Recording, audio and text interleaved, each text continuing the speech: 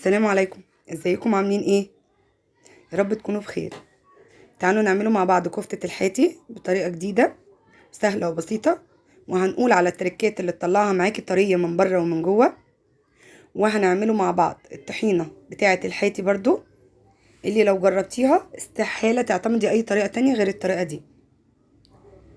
تمام، هنعملهم مع بعض، مش هتشتري كفتة من بره تاني. يلا نشوف الطريقة على طول. بس لو اول مرة تشوفيني، انا مروة، اتمنى تدعميني بلايك وشير واشتراك في قناتي، قناة مطبخ مروة، عشان يجيلك كل جديد. يلا بينا نشوف المقادير.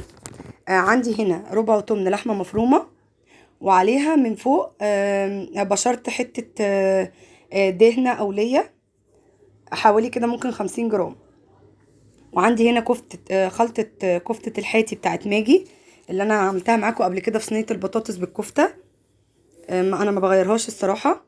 وعندي هنا بصلتين كبار، بشراهم وواخده الميه بتاعتهم سايباها لوحدها، هقولك دلوقتي هنعمل بيها ايه. وعندي البهارات هنا ملح، فلفل اسمر، جوز الطيب، وفصين توم مفرومين.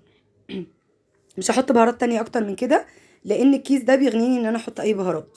هو حتى مكتوب عليه ان انت تحطي ملح وفلفل وبصل وجوز الطيب بس. زي ما قلت لكم هنا، ده التفل بتاع البصل بس. انا شلت الميه وسبتها على جنب، وهقولك اعملي بيها ايه. وكده عندي اللحمه المفرومه عليها الدهن او الليه والبصل، وهحط عليها الملح والفلفل وجوز الطيب على بعض. تمام، وافضل اعجن فيها، اتعامل مع الكفته بطريقه العجن، كاني بعجن عجينه كده بالظبط، عشان تطلع معايا كويسه ومتماسكه وما تفكش مني خالص. حطيت هنا عندي فصين الثوم المفرومين، والكيس دوت حوالي 35 جرام. انا مش بحطه كله على ربع تمن الكفته. بصوا، هو مكتوب عليه ان انا استخدمه لنص كيلو كفته. فانا بجيب الكيس ده وبستعمله على مرتين او مش على مرتين. انا باخد يعني جزء كبير منه للكفته المشويه، وبسيب حبه صغيره حوالي معلقه او معلقتين لصينيه الكفته بالبطاطس اللي انا عملتها قبل كده، بيديها طعم جميل برضو. تمام، انا فضلت اعجن بقى كده في المكونات كلها مع بعض لحد اما اخلي اللحمه تعمل معايا انسجه كده زي ما انتم شايفينها. بصوا، خيوط كده، خيوط. لا، اللحمه طالما عملت معايا الخيوط دي بالانسجه دي كده، انا كده الكفته اتعجنت معايا تمام.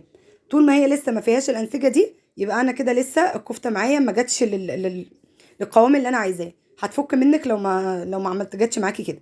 تمام، احنا كده خلاص عملناها. هنحط بقى الكفته ترتاح في التلاجة حوالي ساعه كده او حاجه، كل ما ترتاح اكتر احسن. وهنعمل هنا سلطه الطحينه بتاعه الحاتي. عندي هنا طحينه الكميه اللي انت عايزاها. عندي البهارات ملح، كمون، توم بودرة، وعندي حوالي 3 فصوص توم مفرومين، وعندي نص ليمونة، وحوالي معلقتين خل. ماشي.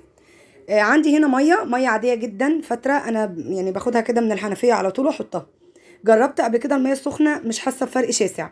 جربي طريقة الطحينة دي ومش هتندمي، والله العظيم حرفيا احلى طريقة سلطة الطحينة هتجربيها في حياتك، احلى من اللي بتجيبيها من بره كمان. ماشي. انا هنا فضلت اخف الطحينه عندي كلها بالميه لحد القوام يعني المظبوط. تمام، زي ما قلت لكم الميه دي عادي مش سخنه، عادي، دي فتره من الحنفيه. فضلت اديها الميه لحد ما ظبطت القوام كده. هسيب فيه شويه، يعني اخليه تخين شويه، عشان لسه طبعا هحط له معلقتين خل ونص الليمونه، فهيخففوه بزياده. لو هتركنيها شويه في التلاجة عادي خففيها، بتتقل بعدها. تمام، كده خلاص نزلت عندي بمعلقتين الخل وبنص الليمونه. الطحينه دي كانت حوالي نص التمن، يعني نص تمن الطحينه كانت حوالي 100 جرام طحينه كده، 150 جرام. تمام. نزلت عندي هنا بالملح والثوم البودره والكمون. زودي كمون كتير بقى، يعني زودي كمون كتير، الطحينه بتحب الكمون. وتوم البودره بيديها طعم نقله تانية. ما تخافيش حطيه، انك تقولي مثلا هيبقى التوم كتير، بيديها طعم بنقله تانية. بصوا شكلها اظن جامد بعد ما حطيتها، بعد ما عملتها يعني ايه، اديت رشه كده من فوق شطه كمنظر يعني. تمام، كده خلاص الطحينه جاهزه معايا، والكفته قعدت هنا في التلاجة حوالي ساعه. تمام، كل ما تقعد اكتر تشرب من التتبيله وتبقى جميله. جينا هنا لميه البصل. ميه البصل الفتره اللي ان انت هتبقي راكناها فيها دي، حطيها في التلاجة عشان خاطر ما تعملش ريحه وحشه معاكي.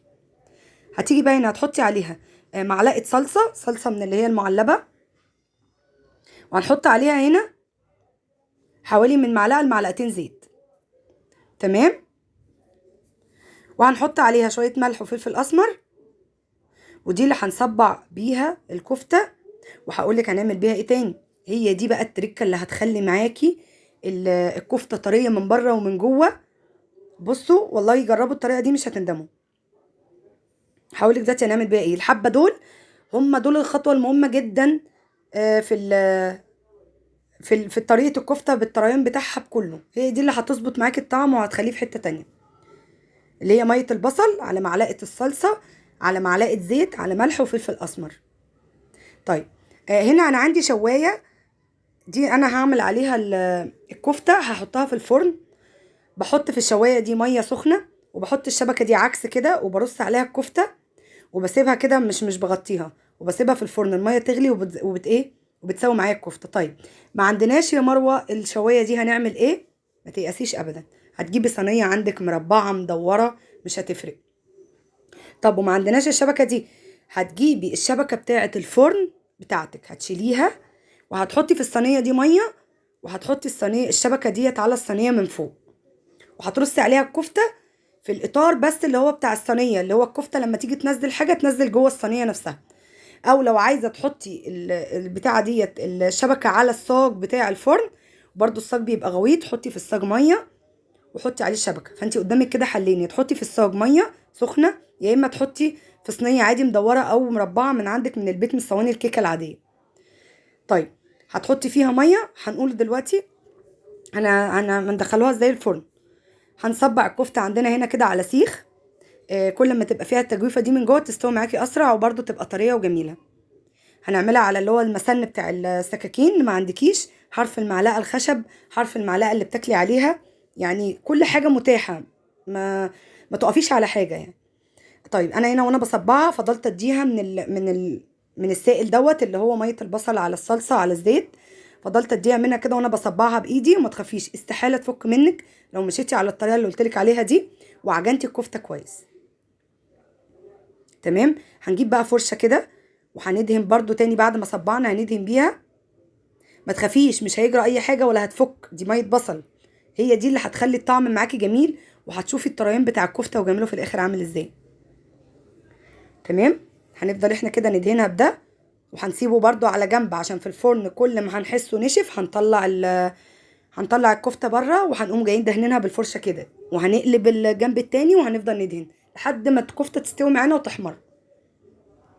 تمام.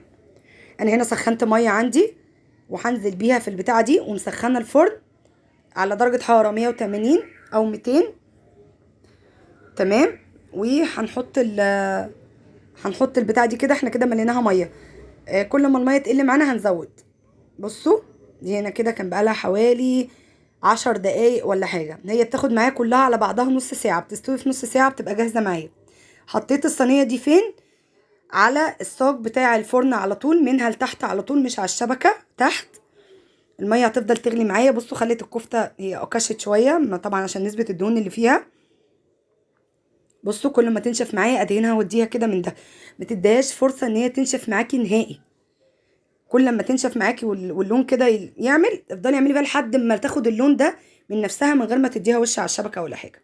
انا جيت هنا بقى قلبتها على الناحيه التانية، وبرضه عملت معاها نفس الفكره، ان انا فضلت اديها من السائل دوت لحد ما احمرت معايا وبقت جميله. وعملت جنبها شويه مكرونه، وعملت جنبها سلطه خضراء. لو عجبك الفيديو ما تنسيش تعملي لي لايك وشير للفيديو وفعلي الجرس عشان يجيلك كل جديد. اتمنى يكون الفيديو عجبكم واكون وضحت لكم فيه. بألف هنا.